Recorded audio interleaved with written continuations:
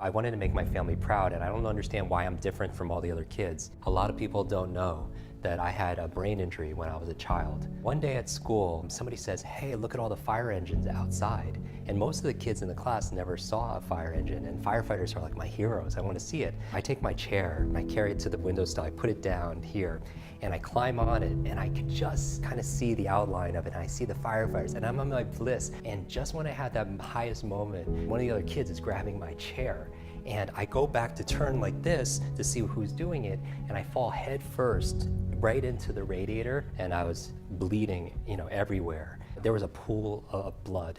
And my parents, the way they describe it, it was very traumatic. They said that I was never the same, and especially when it came to learning. I mean, I became painfully shy, I wasn't myself, and where it really showed up was in school, because I didn't understand things very well. And teachers would have to repeat themselves over and over and over. I became so introverted and not talking to anybody. And the big thing was also I couldn't read. I would just look at pages and I just see letters and they didn't mean anything to me. We would get in circles and the teacher would give a book out, and one by one you would have to read out loud to the other students. And my heart's beating out of my chest right now even thinking of it, because every time somebody finished, it would get closer, the book would get closer and closer and closer to me. And I would just, because I couldn't read. And then when the book got to me, I just didn't know what to do.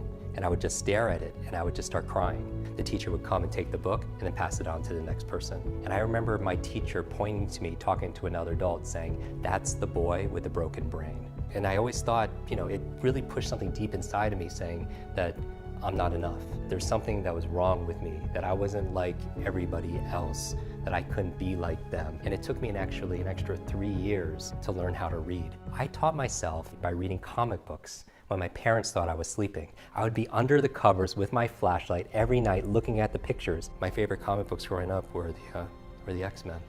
Not because they were the strongest or the fastest, it's just they didn't fit in because they were mutants, and they were bullied like I was bullied, and they were pushed aside and told that they weren't worth anything. It was a metaphor for me of what people were capable of and what humans are, their potential is. At night when I was doing my nighttime reading, I found out the School of the Gifted, Professor X's school for the superheroes, was in Westchester, New York.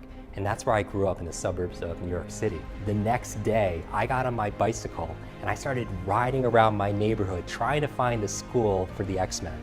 And I did that consecutively every single weekend. That's what I did. It brought the words to life, and I learned what reading was for me. And so I remember, though, we had a parent-teacher conference where my parents came in. I had one chance to really succeed, and it was this book report. They were willing to make this my book report, to count it more because I was not doing well.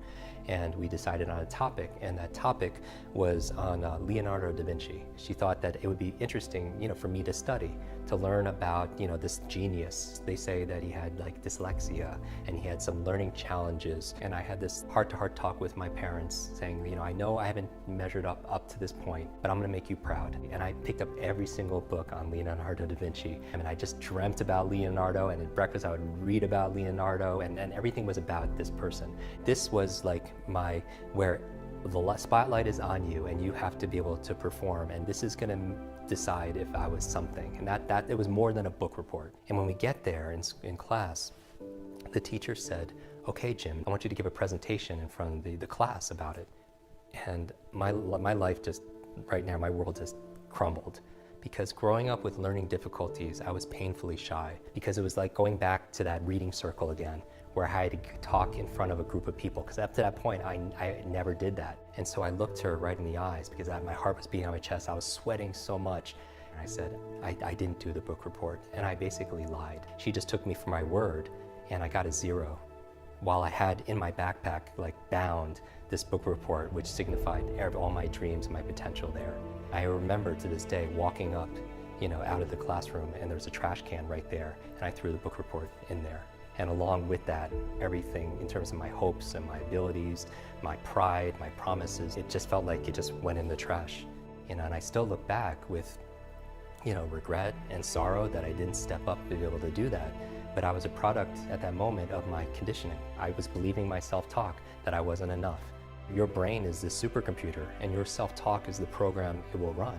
So you have to be very mindful of your thoughts. And so when you grow up with these challenges and you're the boy with the broken brain, you suffer and struggle and you wonder why. At the age of 18, I wanted to run away. I didn't know how to tell my parents how I was going to quit school. And I remember at that time, my friend said, hey, why don't you come with me over the weekend? I'm gonna go visit my family, get some space, get some perspective. And I go to California, and I remember like it was yesterday, the father is walking me around his property and asked me a very innocent question, a question you would ask an 18-year-old kid, but it was the worst question on earth to ask me. How's school? I break down and I just collapse and I just start crying to this complete stranger because I have all the pressure that I'm holding in. And I tell him my whole story about growing up with learning challenges and difficulties and my brain injury, and I'm gonna disappoint my parents and be a bad role model to my younger brother and my younger sister. And he looked at me and he asked me a question. It's, Jim, why are you in school? What do you wanna be? What do you wanna do? What do you wanna have? What do you wanna share with the world?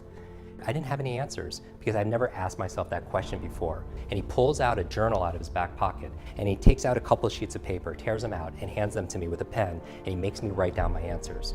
And he looks at me and he says, Jim, you are this close to everything on that list. And he spreads his index fingers about a foot apart.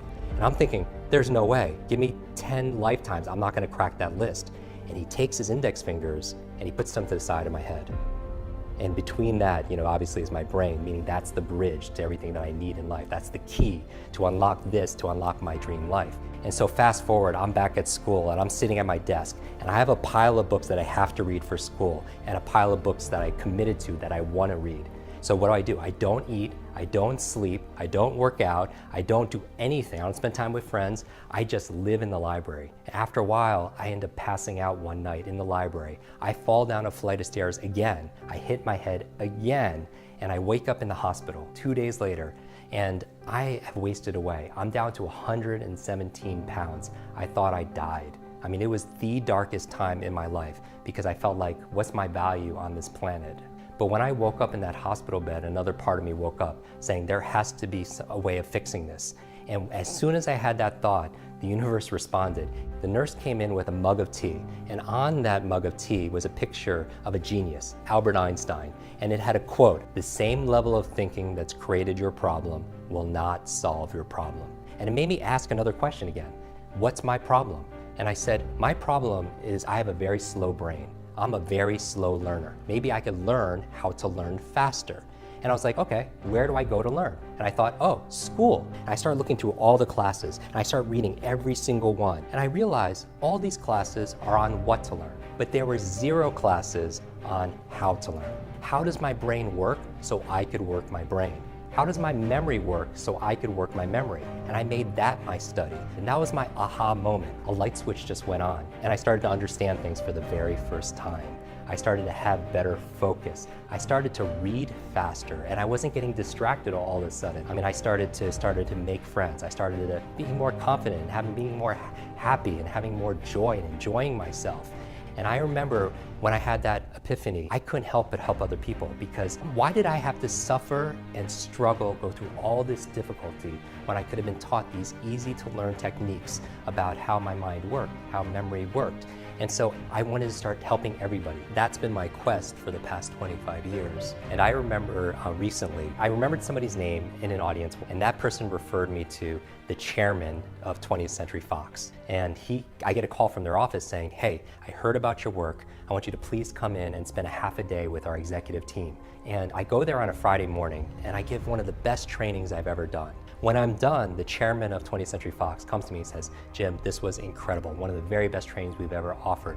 And I see a movie poster of Wolverine. And it was for a movie, it wasn't coming out for a few months.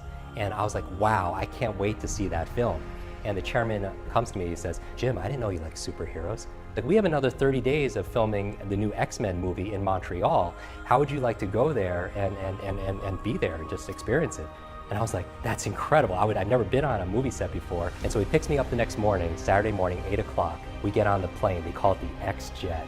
Waiting on the plane for me is the entire cast of X-Men.